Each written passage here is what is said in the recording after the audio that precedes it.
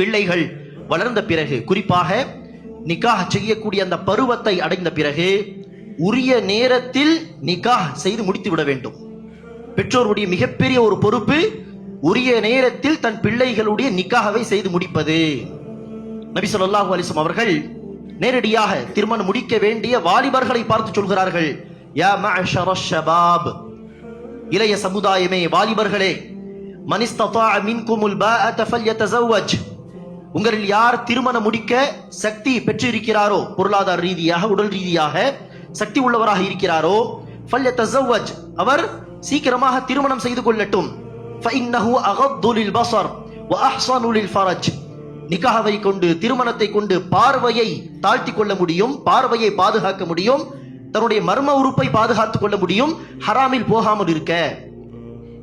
ஆம், யாருக்கு நிக்கா முடிக்க சக்தி இல்லையோ, பொருளாதார ரீதியாகவோ அல்லது உடல் ரீதியாகவோ, ஃபஅலைஹி பிஸ்ஸௌம், அவர் அதிகமாக நோன்பை நோற்கட்டும், நோன்பு கடைபிடிக்கட்டும். ஃபஇன்னஹு லஹு விஜா, ஏனெனில் நோன்பை கொண்டு அவர் ஹராமை விட்டு தன்னை பாதுகாத்துக் கொள்ளலாம். நோன்பு என்பது ஒரு கேடயமாகவும் ஹராமை விட்டு பாதுகாக்கக்கூடிய ஒரு கேடயம் என்று சொன்னார்கள். எனவே இந்த கட்டளைக்கு ஏற்ப வாலிபர்கள், ஆண்களாக இருக்கட்டும் அல்லது வாலிப வயதை அடைந்த பெண்களாக இருக்கட்டும், இந்த ஹதீஸுக்கு ஏற்ப உரிய நேரத்தில் நிக்காஹ் செய்து ஹராமை விட்டு தன்னை பாதுகாத்துக் கொள்ள விரும்பினால் பெற்றோர்கள் அதில் தடையாக இருக்கக்கூடாது. உரிய நேரத்தில் நிக்காஹ் செய்து முடிக்க வேண்டும்.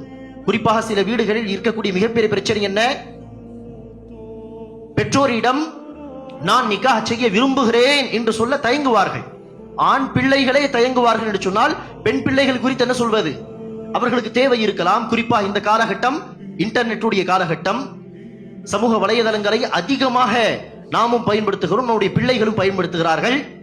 இந்த காலகட்டத்தில் குறிப்பாக ஹராமை நோக்கி, ஜினாவை நோக்கி நம்மை இழுக்கக்கூடிய விஷயங்கள் ஏராளம். ஜினாவை நோக்கி செல்வது இலகுவாகிவிட்டது.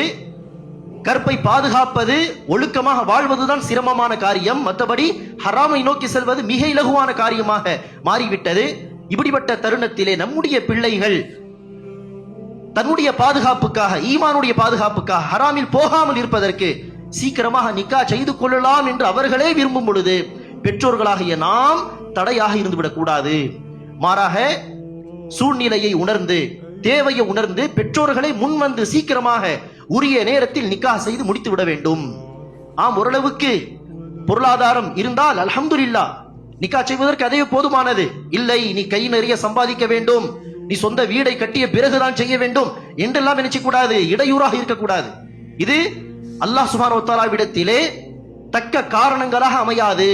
அவன் கை நிறைய சம்பாதிக்கவில்லை, எனவேதான் நான் அனுமதிக்கவில்லை என்று அல்லாஹ்விடம் சென்று என்ன செய்ய முடியாது, நீங்கள் காரணம் சொல்ல முடியாது. எனவே அன்பானவர்களே, நாம் செய்யக்கூடிய ஒரு தவறான விஷயத்தின் காரணமாக, நாம் எடுத்த தவறான முடிவின் காரணமாக நம்முடைய பிள்ளைகள் நம்மால் ஹராமில் சென்று விடக்கூடாது என்பதிலே பெற்றோர்களாகிய நாம் தெளிவாக இருக்க வேண்டும்.